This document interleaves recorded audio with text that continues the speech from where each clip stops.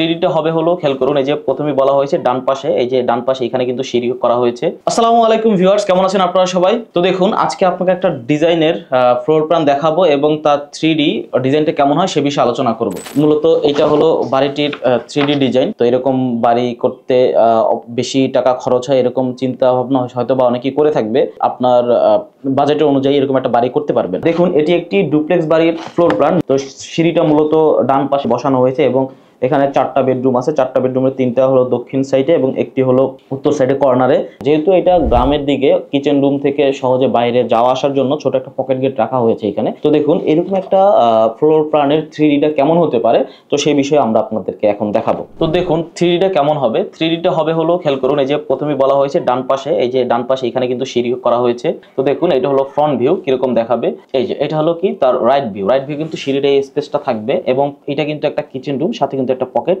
এই যে pocket gate আছে।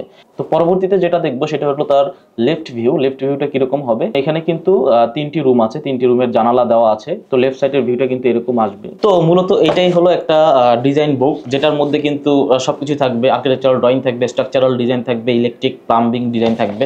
তো অবশ্যই যারা বাড়ি বানাতে চাচ্ছেন, এমন একটা ড্রয়িং বই বা ডিজাইন বই চাচ্ছেন, তারা অবশ্যই আমার সাথে যোগাযোগ করবেন। ভালো থাকবেন সবাই, ধন্যবাদ সবাইকে, আল্লাহ হাফেজ।